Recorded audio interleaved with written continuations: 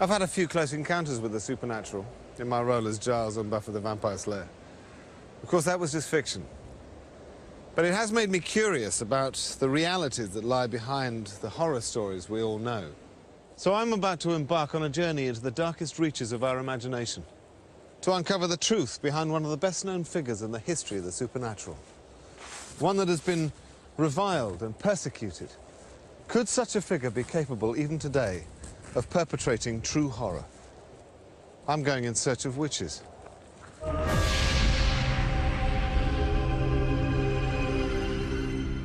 Every fairy story seems to have a witch in it somewhere. Children through the ages have been frightened by cackling hags, riding broomsticks, ready to wave a wand, weave a spell, transform them into a toad. 300 years ago, people were so fearful of witchcraft that thousands of women, men and children were tried as witches and burned at the stake. That was then. What about now?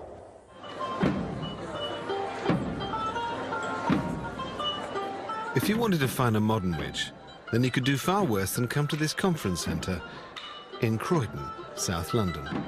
I'm visiting the largest gathering of witches in the world. Witch Fest International 2004 programme. What have we got? Making your magic work better. Wand-making workshop. Anatomy of a spell. I think I'm in the right place.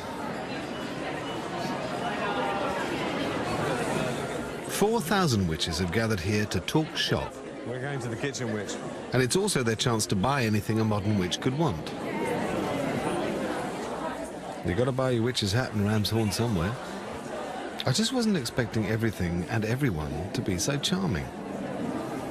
And for those who wanted to decorate their wand, here's a class that would be at home at Hogwarts. I made my first wand when I was 14 years old, and I got my dad to take me out to the woods, and I said, that's the one. And I talked to the tree and asked it, and he clambered up and got me my wand for me.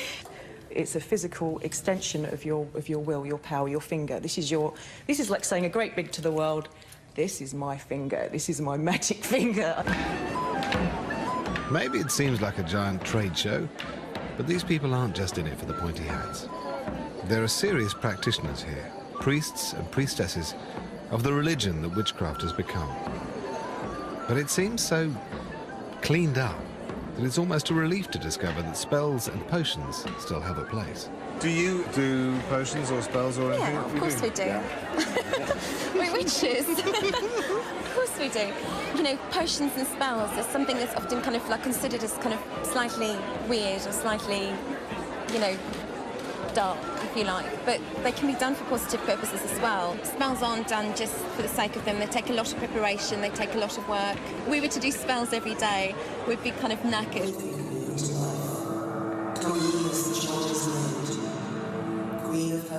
Although the witchcraft practiced here has turned its back on the dark side, throughout history, there's always been an association with evil.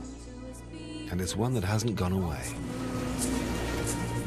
On the morning of the 21st of September 2001, here on this beach, the Thames River Police made an extremely disturbing discovery. One that would eventually provide evidence of witchcraft in its most murderous form being practiced right here in the heart of London. A murder investigation is underway after the dismembered body of a boy was found in the River Thames. The child's body was recovered from the water near the Globe Theatre in London. Detectives say he was about 5.5 years old. Detective Chief Inspector Will O'Reilly was put in charge of the case. At first he thought he was dealing with an isolated child murder. Horrific, but just another statistic. Soon, he had to come to terms with something that was almost unimaginably much worse. At that stage, we had conducted our first post-mortem on the child, and it was the pathologist that raised concerns that this could be, in fact, a ritualistic murder. It was something, the injuries were something he's never seen before, and he said the body had been drained of all blood. And that started to raise our awareness in a subject, really, that none of us had considered before. When we first sought publicity on this, members of the public said, look, we've heard about some ritual murders that happen in South Africa called Muti murders. Could it be a Muti murder in London? Where did your investigation lead you? Our inquiries in this clearly pointed towards Africa, and it's to there that we went for assistance in this crime. However witchcraft is presented here at home, this case has proved to me that today, in the world at large, something far more terrifying is practiced in its name. If I'm to get to the heart of this darkest form of witchcraft, it looks as if I'm going to have to search as far afield as Africa, where the fear of witches is just as real as it was for Europeans hundreds of years ago. But first, I need to go back to the 16th century, when it said that the fate of kings and their kingdoms lay in the hands of witches. Scale of dragon, tooth of wolf, witch's mummy, moor and gulf, of the ravined sea salt shark, root of hemlock, picked in the dark. Tis time, round about the cauldron go, in the poisoned entrails throw. One of the most popular images we have of witches must come from Shakespeare's great play Macbeth.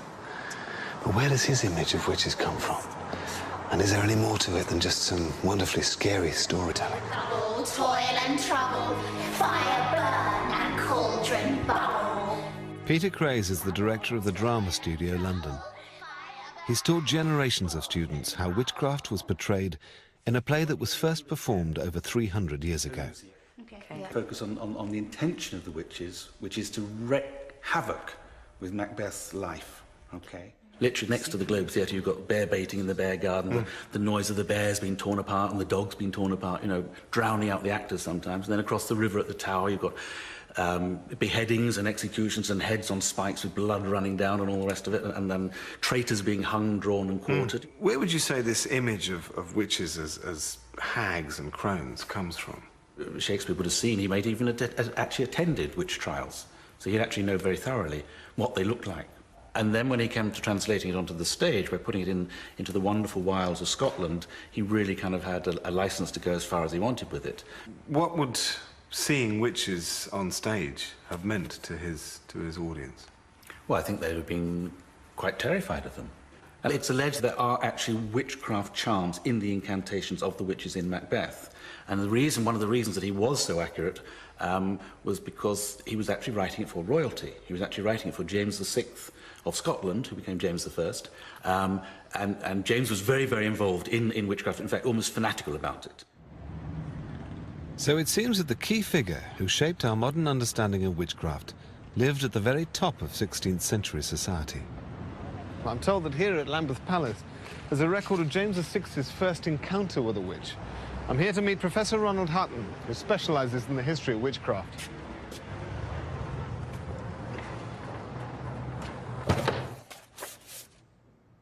This book is a sexed-up government dossier.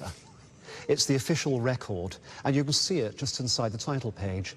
I have undertaken to publish this short treatise, which declareth the true discourse of all that happened, and as well what was pretended by those wicked and detestable witches against the king's majesty, as also by what means they wrought the same. The events described here are taking place in the villages and small towns to the east of Edinburgh, towards the end of 1590. And that's where he focused on the greatest healer of the area, a woman called Agnes Sampson. And right so, the nails sair that nailed Jesus and the mare. Come on, lass. Come on. The whole thing about a charm is that words carry particular power, so it can be absolute gobbledygook, which nobody can understand, so it sounds really amazing, or it can be a traditional evocation of Christian faith, and that's what poor old Agnes dealt with. In the earth and in the stone, I conjure thee in God's name. It was a bit tacky to the smooth new style of Protestant, but there was nothing inherently illegal about it, let alone diabolical.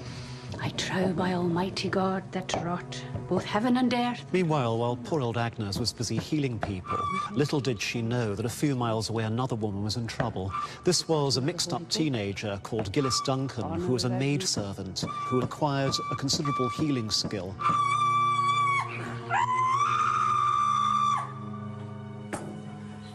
Her master had her tortured, and the poor lassie went and said she'd given her soul and body to the devil, and she began to name other women in the neighbourhood as bigger and better witches than herself. Agnes Sampson.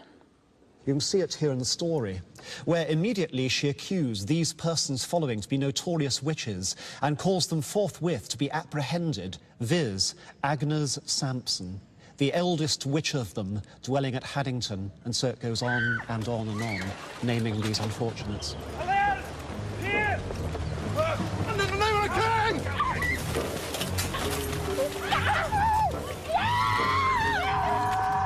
The author of this book is almost certainly a minister from the area in which the witches had lived, called James Carmichael, and he managed to get the king interested in taking up the trial personally of a group of hitherto harmless healers and tying them into a huge diabolic plot by Satan himself to kill the king. We are, of course, delighted at you and your new bride's safe homecoming. Aye, it was difficult for her. It seemed as though the storms would never abate. Did the tempest show itself out of ordinary fears? Perhaps, for the time of year. I fear they may be brought together infernally. In Haddington, we have a whole coven of witches that we believe intend harm against your Majesty's person. No more of your witches. Sir, it is the devil himself would harm you. So you have her for me to see? If I may presume, there can be none more fitted to extract the truth from her. This far she denies her guilt. But we have, from a serving lassie, an account of all the perverse prayers she used to cure the Lady Kilbaberton. In Christ's name, I conjure thee. This aforesaid Agnes Sampson was taken and brought unto Holyrood House before the King's Majesty and sundry other of the nobility of Scotland, where she was straitly examined. Straitly means strictly, rigorously. Look at me! You did say these things, did you not? These are your words. By Christ's name, what did you conjure? Answer me!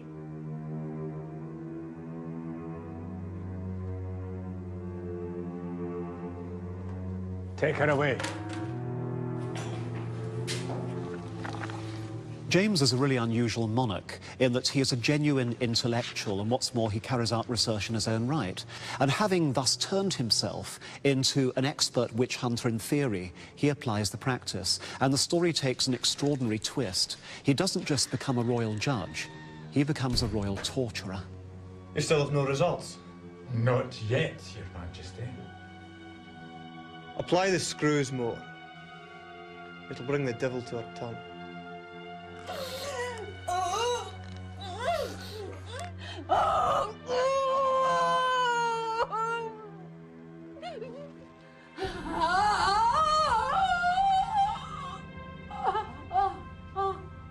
Carmichael, you can leave her to me.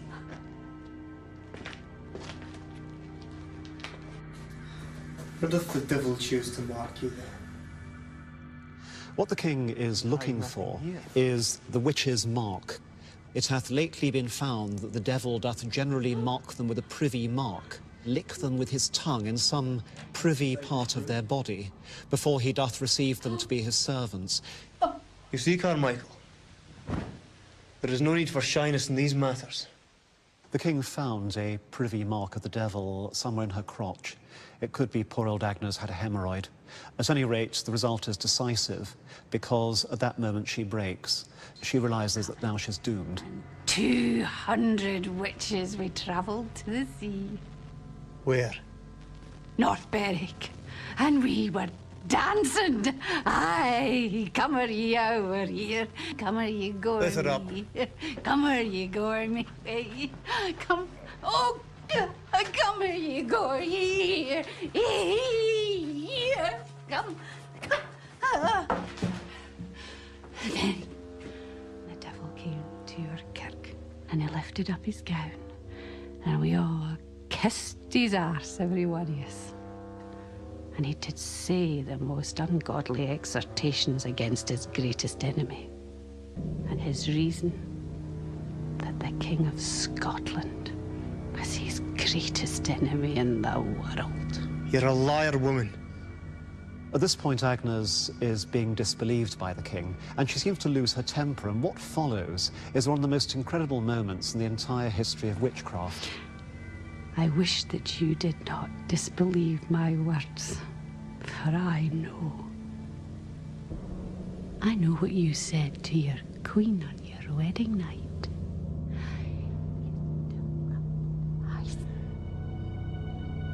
It is proved.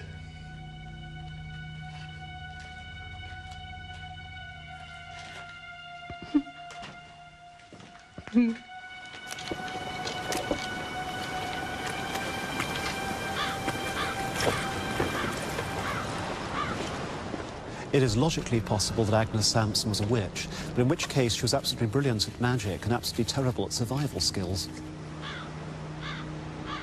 Dying as she does, Agnes becomes a grim statistic.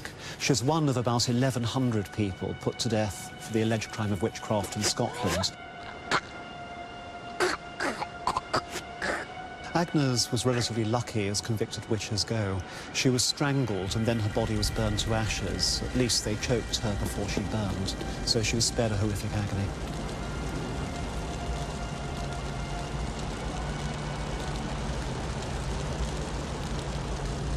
James goes straight on from this experience to become one of the key European authors on witchcraft, a boffin. He publishes a book called Demonology, which by the standards of his time is actually very good in the sense that it's short, it's easily read by anybody, and it's a marvellously concise and clear way of explaining why you should believe in witches and how you should exterminate them. It became a bestseller, and if you want to see a copy, you just go a few miles north from where we are now to the British Library. Showing me an original edition of King James's Demonology is Cambridge history professor Malcolm Gaskill. Malcolm. Hi. How you doing? Please drink. This is it, then? This is the Demonology, yes. James I's famous book about witches. Wow. Who does he say the witches are? He asks the question, what can be the cause that there are 20 women given to that craft where there is but one man? The reason is easy, for as that sex is frailer than men, so it is easy to be entrapped in these gross snares of the devil. What James is saying is that women are morally frailer, therefore they're more likely to give in to the temptations of the devil, just as Eve did in the Garden of Eden. And what does he suggest you do with a witch if you think you found one? He says in no uncertain terms, they ought to be put to death according to the law of God, the civil and imperial law, and municipal law of all Christian nations. So he's saying here that this is the worst kind of religious crime, and therefore that suspects must be put through the process of trials, and if found guilty in the courts, then they must be executed in every instance. Over a period of 300 years, 40 to 50,000 witches were killed as a result of the Witchcraft Act. I wanted to know from Malcolm, what's happened to our belief in witches since then? Well, the belief in witches persists amongst most ordinary people, but the problem is that by the end of the 17th century, the courts will no longer take seriously the kind of evidence that was once used to convict. So when was the last time the Witchcraft Act was used? That was in 1944. 1944? Who was the unfortunate victim? This was the trial of a spiritualist medium called Helen Duncan. Why was she tried? She was tried because she purported to conjure up the spirits of the dead, not just the voices of the dead, but actually the physical forms.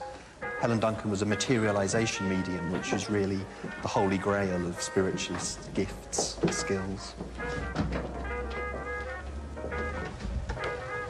It is helpful to have jolliness, yes. If we'd all sat completely silent, it's very unconducive to anything happening at all, rather like a one-sided conversation. You want a bit of cut and thrust and jollity, yes. She would sit in a closed-off cabinet area, which is just a curtain across a corner of a room, and there she claimed to build up energy known as ectoplasm, which then would come from her body.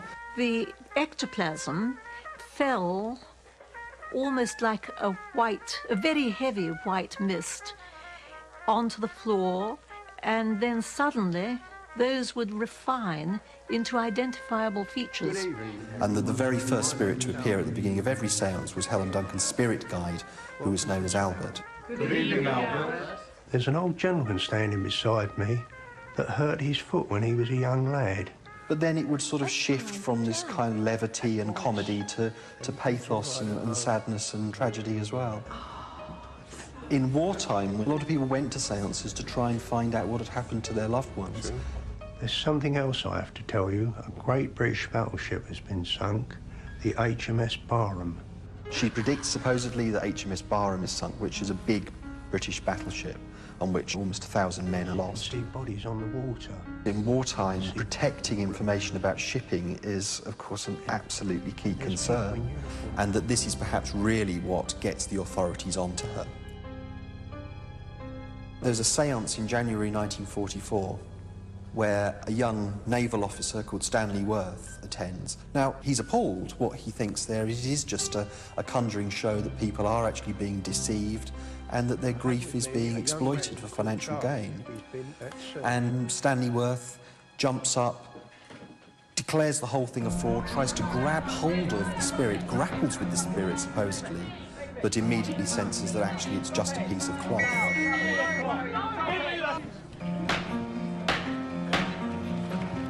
When it came to charging Duncan, the authorities tried to ensure a conviction by dusting off an act that had been passed 200 years earlier.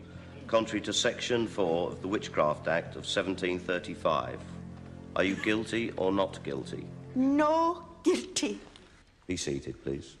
The Witchcraft Act means, really, that Helen Duncan can't ever be innocent, because the Witchcraft Act says that it is illegal to attempt to conjure spirits. On the prosecution side, there are very few witnesses, really, but you only really need one, and that is Stanley Worth. Before Cross leapt up, did anything come out between the curtains of the cabinet? Yes, the white shrouded figure stood there between the curtains. Then what happened? He grasped the figure and held it, and I produced my torch and shone it on the scene, and saw Mrs. Duncan trying to get rid of a piece of white material that she was trying to throw down to the floor. And what sort of material was it? It looked like flimsy cloth, as a matter of fact. And as I went forward to assist Cross, someone knocked down my torch. As I brought it back to the scene, somebody pulled the cloth into the audience out of Cross's hand, who was trying to grasp it. What happened after that? Well, I saw Mrs. Duncan standing there in her bare feet, bending down trying to put her shoes on. She was not in a trance. And soon after that, she started screaming and yelling that she was ill and wanted a doctor. And there was quite a pandemonium at the time. If you thought Mrs. Duncan was creating illusions in some way or another, had you a theory as to the method used by her for the purpose of perpetrating this fraud? Well, I could think of several ways, sir. Could you think of anything else other than Mrs. Duncan playing bogey, bogey with the sheet over her head? That is what you really thought, is it not? Something along those lines, sir. Could you think of anything else?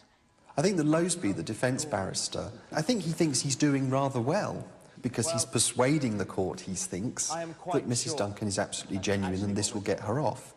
Mrs. Duncan playing bogey, bogey with a sheet over her head? Yes, sir. That and no more? Oh, that is all.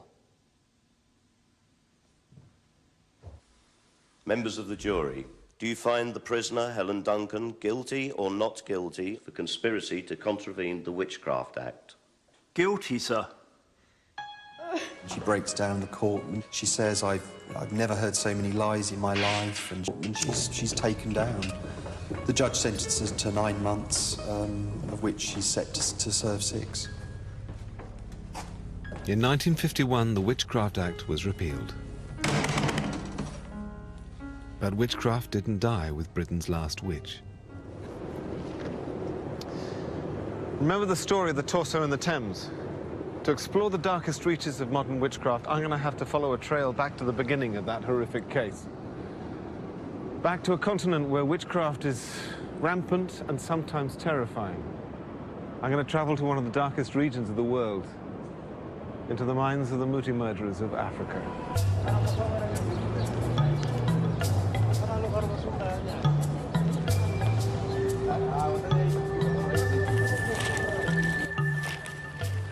This seems like a million miles away from the sort of place I'd expect to come to investigate the meaning of witchcraft today. What I'm just looking at the newspaper now confirms I'm in the right place. Check this out. 6 men appear in Soweto court after witchcraft murder. The body was found at the beginning of the month. He had apparently been shot in the head several times before his chest was ripped open and heart, lungs and intestines torn out and genitals cut away. That's why when the Met Police discovered the torso in the Thames, they came here to Pretoria in South Africa to talk to the most unusual police unit in the world, one designed solely to investigate crimes of the occult.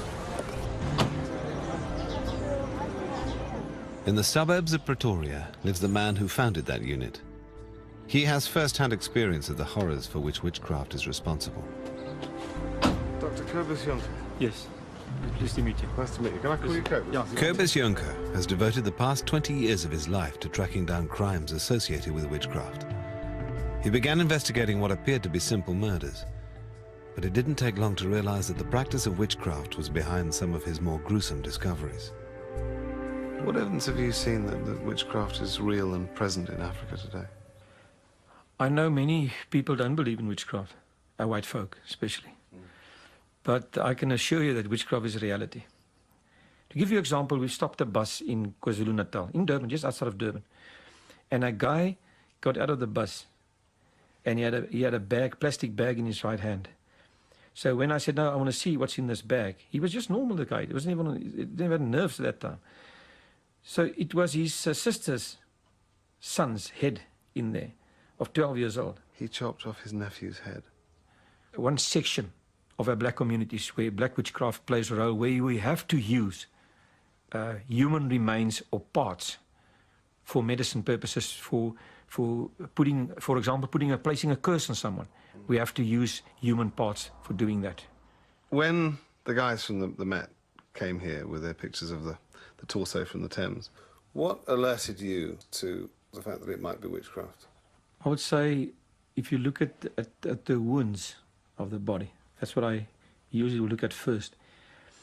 The clean cut of the body parts and the way it's been cut showed and pointed towards that this was a medicine Muti killing. What is Muti? Muti is another name describing medicine, or a concoction of medicine that's been mixed up with some sort of herb. If I want to find out more about Muti, where should I go? I think your best place would be on the Muti market down in KwaZulu-Natal in Durban area.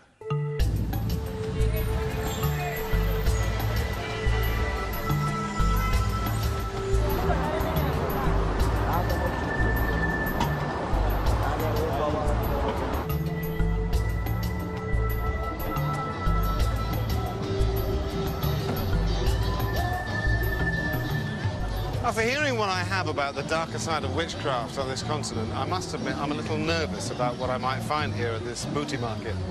But I'm going to meet Dr. Mhlongo, who's the president of the Traditional Healers Council. He's going to show me around.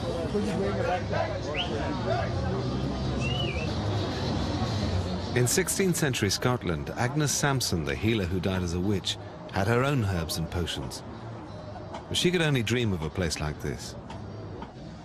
Hidden amongst the Durban tower blocks and flyovers, I've been told that this is the place where traditional African healers, or sangomas, like Dr. Mhlongo, come to buy their magic potions. Dr. Mhlongo. Hello. How you doing? Anthony. Fine, how are you? Do you mind showing me around the Muti market? As I'm talking to these people because I'm seeing some herbs which are very important here. It's used to prevent lightning from striking your home. Wow. Because witch doctors are using other herbs to send lightning to you, but if you have got this one, it will not come. And it works? It works. It works. Without these herbs, we wouldn't be living because there are so many witch doctors that want to kill our patients, wants to kill ourselves, so we always protect ourselves with these herbs. Clearly there's a battle going on here between good and evil magic. The magic potions create a very powerful medicine, But I wanted to understand how this magic works. What are these? These are snakes. No shooting. No shooting. No shooting. I'm sorry. No shooting. Is there a certain animal that you would use if you were afraid, for instance? Yeah, you can take the lion bone, because the lion is not afraid of people, so you mix it with your herbs and then you become strong. Sure. Yeah. I've heard that sometimes they use human parts as well. No. Those are not traditional healers. Right. Those are witch doctors. Right. Traditional healers will only heal, but not kill. Those that use human parts are not among our members. How does it make you feel when people are trading in human parts and killing people, most especially children, it seems? I feel very much offended, and I have spoken to the police. Those are the people that need to be hanged because they kill other people's children. We are totally against that, and we will never condone it. It seems that black and white magic use similar techniques, but to very different ends. I wanted to find out more and asked Dr. Mhlongo if there was any way he could teach me. Today in the afternoon, I'll be going to the Sangoma graduation in Maphumulo. Oh. And I wonder if you could come with me because many things will be happening there. Things that I've never seen before, you'll be seeing there. Sangomas dancing, you know, drinking herbs and all those things. So a Sangoma is a healer, trained in the use of herbs and magic to protect people against disease and those who would do them harm.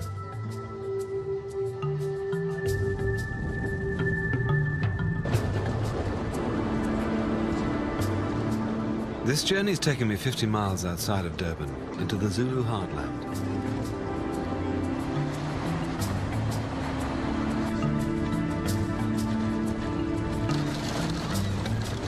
The Sangoma I'm about to visit has been waiting many months to graduate, and the ceremony is planned to last the whole weekend.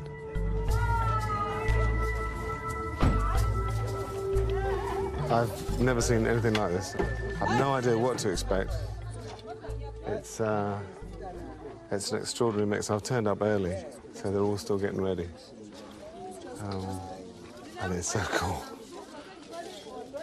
But I feel like a bit of a sort of an interloper at the moment. Well, so I should really. Kind of the odd one out.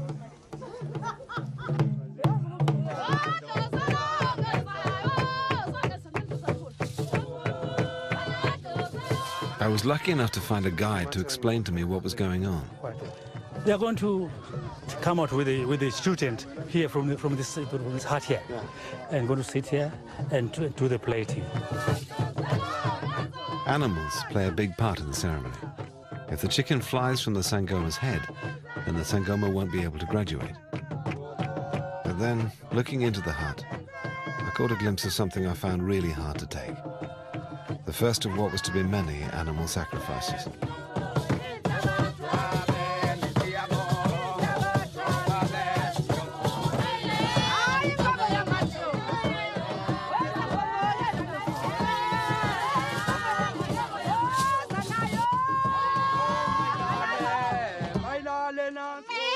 I was feeling increasingly uncomfortable. But it seemed that the Sangomas felt the sacrifices were part of the power of the magic.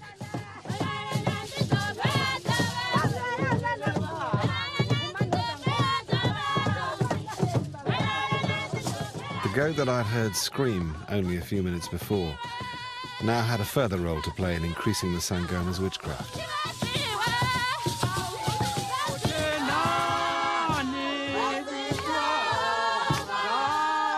Why are they cutting the lamb skin, the goat skin? The skin, I think they are making the bangles. The graduator will have these bangles here and a crossover here. They have a belief that the ancestors sit here. The seat of the ancestors is at the shoulders. So whenever someone comes to prophesy, she takes the hand, she puts it over, so that they find them at the closest, not far away. Excellent. The ceremonies depicting death and rebirth also include elements of physical ordeal. Here the Sangoma has to drink the bile of the sacrificed goat.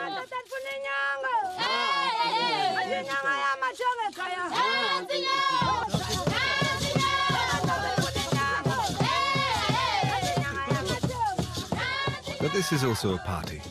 After all, the Sangoma has spent a year learning her trade, and the traditional beer also plays an important role.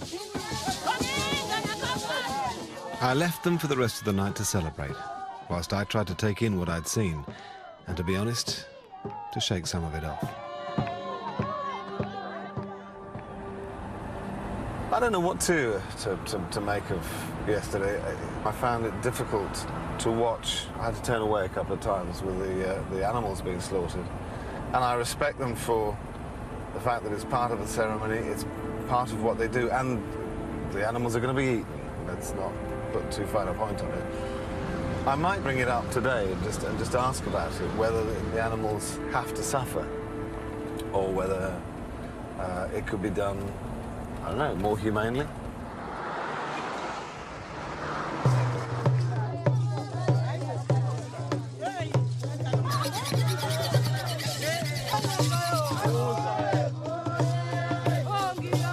Watching the ceremony, I was concerned about the animals. Is the pain and the suffering that they seem to go through, is that important for the ceremony? Do they have to make a noise?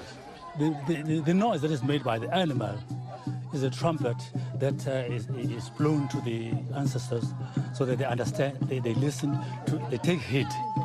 We believe that some of the ancestors are asleep. So when the trumpet cries, see, everybody wakes up and listen. So if the animal was killed and remained silent, it wouldn't be as powerful? The whole thing would be a flop. By the river, the Sangoma was undergoing a purification ceremony. I wanted to take this chance to ask her directly about her powers as a witch. Now that you've had the ceremony and you've graduated, what are the nature of the powers that you have? Where do they come from? Aphuma koba bamkhulu amandla amokwelapha. Ibona bangitshelayo ukuthi umuntu uphethwe isifo sini. Ebese benginika ikhambi lokumelapha. Would you have to protect anybody from someone trying to do evil to them? Yebo ngingakwazi. Even from another witch doctor?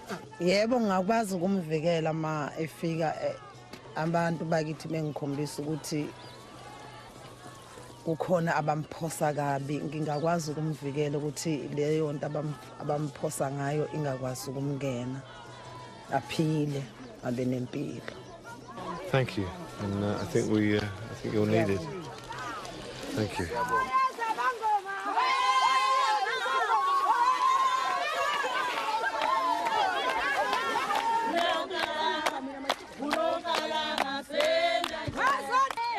Throughout the graduation, people have talked about the ancestors. Why are they so important? You know, other people know God, but we as Africans know Umveli Nqangi. We do not talk to Umveli Nqangi direct or to God direct. We talk to our ancestors, and our ancestors will talk to God or Umveli Nqangi on our behalf. When times are hard, do people turn to the bad side if they feel that the good side isn't delivering what they need? Some people are bewitching up other people to get what they have. If you have got a beautiful car, some people will just hate you for that and kill you for that. And some are unemployed, they would like to be employed where you are working, so they kill you for that. So the witches are also getting more patience. The Sangoma has graduated, and I must admit it was a remarkable experience for me. Although a lasting image will always be the fear in the animals' eyes before they died. Apparently their pain and suffering increases the magic, and that appears to be an underlying part of the process. So I'm going to go back and see Dr. Jonker. See where that takes me.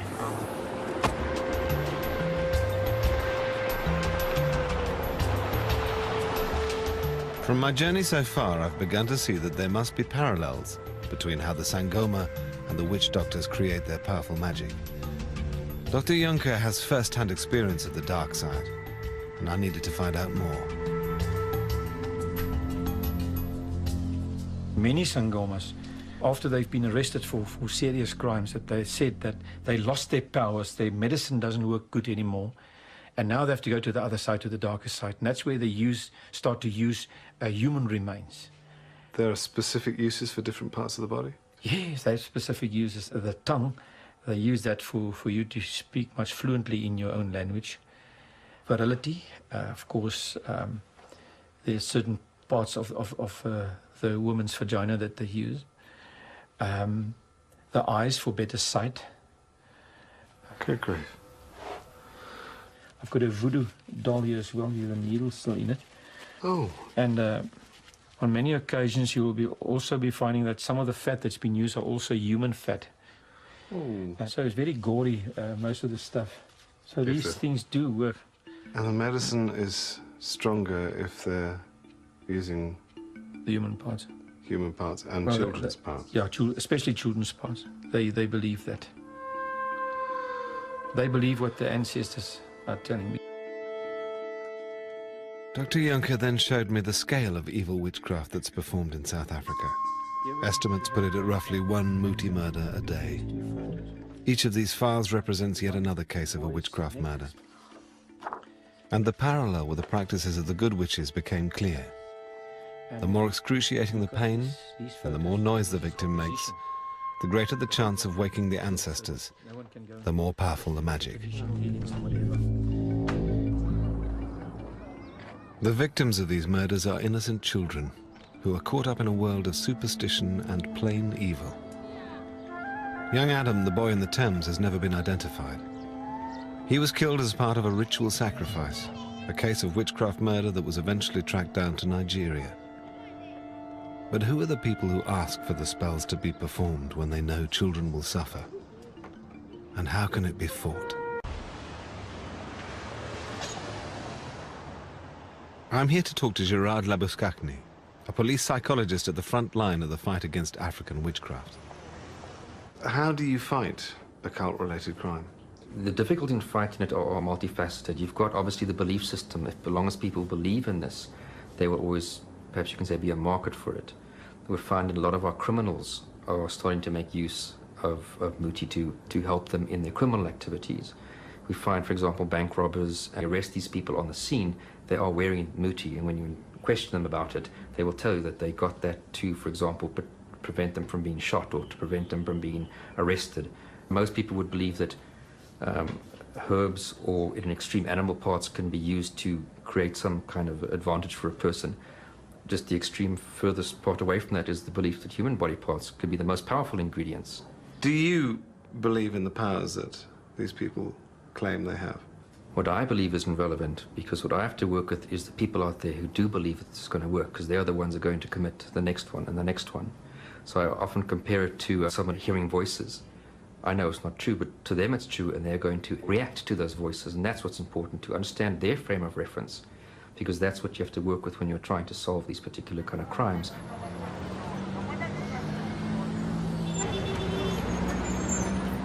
The people murdered to create the powerful magic aren't the only innocent victims of witchcraft.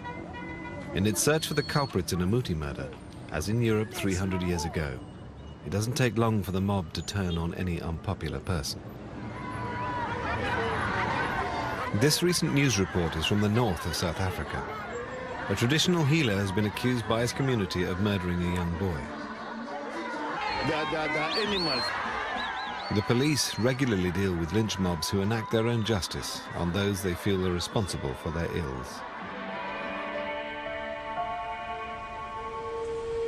The witch hunts of today in Africa and those that took place here in Scotland 300 years ago seem like a long, long way away, in place and in time. For us in the modern Western world, witches are no longer a part of our lives, or so we might think.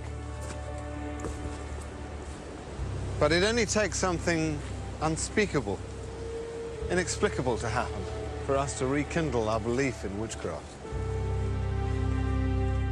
When any gruesome murder or horrific act against a child is uncovered, even now, many people still attribute it to the evils of Satanism or witchcraft.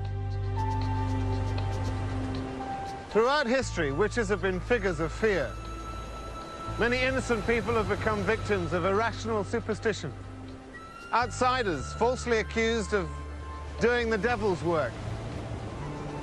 In fact, many witches were just practitioners of alternative medicines and religion. But what I wasn't expecting to find was that now, today, there are some witches who really are doing the devil's work. In some parts of the world, the belief in witchcraft has so corrupted men's minds that hundreds of people, many of them children, are dying in a pursuit of a myth of magic.